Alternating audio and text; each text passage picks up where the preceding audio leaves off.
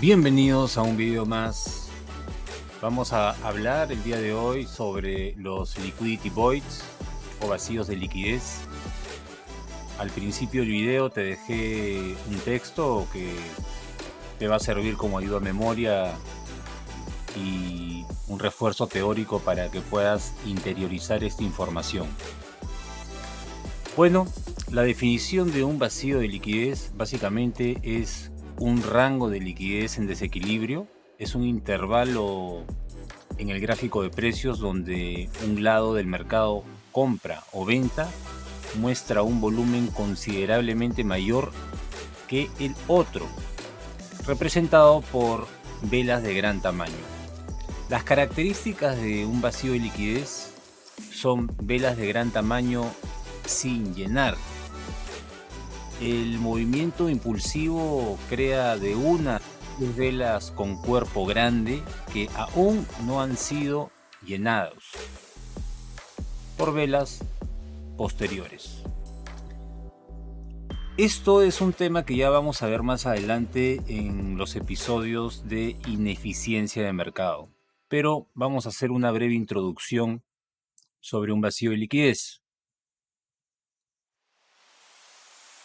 Aquí voy a delimitar el origen y el fin de este vacío de liquidez, en este caso un vacío de liquidez bajista, con estas dos líneas continuas.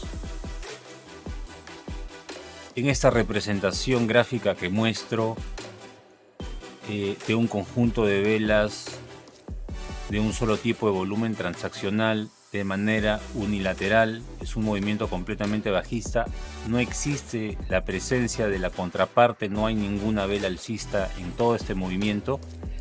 Esa representación gráfica lo vamos a llamar liquidity void o vacío de liquidez. Vamos a hablar sobre la creación del vacío. La expansión agresiva debe de provenir de un área de consolidación, en teoría. Idealmente, el vacío se crea de 1 a 3 velas de gran cuerpo. Debe estar por encima o por debajo de un área de acumulación o consolidación. El llenado del vacío. La oscilación de precio llena el vacío y aprovecha el área de acumulación.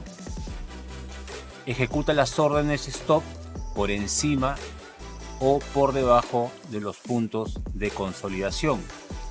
El movimiento es impulsivo y crea un vacío propio dentro del llenado. La entrada requiere práctica y entrenamiento mental para enfrentar movimientos fuertes. ¿Qué quiero decir con esto? Que acá en la gráfica te coloco una zona en la parte inferior. Muchos pensarían que cuando se está formando un desequilibrio es tan agresiva la caída o la subida que mucha gente pensaría de que el precio va a seguir cayendo. Pero la verdad que este tipo de movimientos es una oportunidad de entrada en compra o en venta. Normalmente cuando se crea un vacío de esta característica, el precio va a tender a ir a subirlo en el corto plazo. Lógico que va a depender de la temporalidad. Si estás en temporalidad de 1 minuto, eso se puede llenar el mismo día o a la siguiente hora. Si estás en una temporalidad diaria, por supuesto que va a demorar mucho más tiempo en que ese vacío sea cubierto en su totalidad. Acá te voy a mostrar de manera teórica cómo se forma un vacío de liquidez. No siempre nace de un punto de consolidación, pero la mayor parte de las veces sí.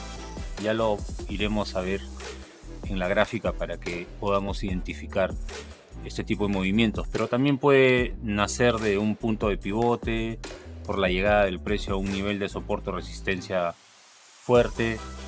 En fin, hay una infinidad de maneras en las que este desequilibrio se forma, pero la verdad es de que precio se mueve así, se mueve generando desequilibrios y rupturas. En este caso te estoy marcando en un gráfico de líneas un movimiento de precio. Voy a sombrear la consolidación como un rango, y ese rango tiene un punto de equilibrio, que básicamente es el 50% de ese rango en consolidación. Lo que vamos a apreciar es que posteriormente a esa consolidación el precio genera un desplazamiento agresivo a la baja, creando un liquidity void.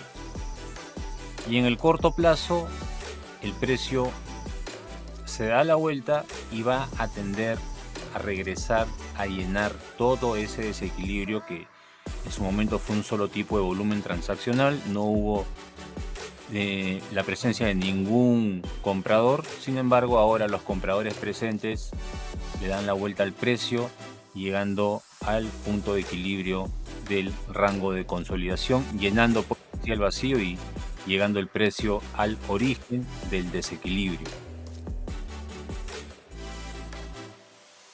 Bien, cuando hablamos de un buy side liquidity, estamos hablando de liquidez del lado de la compra, y esto se refiere pues a un movimiento bajista, puesto que no existe la contraparte en compra, y que finalmente este vacío de liquidez bajista va a ser liquidez del lado de la compra, puesto que el precio va a hacer una reversión para reequilibrar todo ese rango de precios.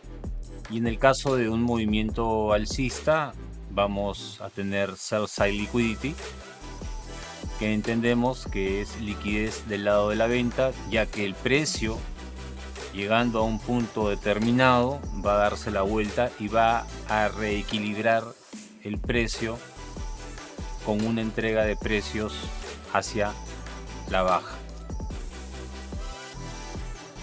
Entonces, vemos cómo en el caso del desequilibrio bajista se genera desde una interrupción. Tenemos una vela alcista y posteriormente un conjunto de velas de gran tamaño de manera unilateral, y genera un movimiento bajista. En el caso alcista tenemos ahí una vela bajista previa desde donde se origina el desequilibrio alcista.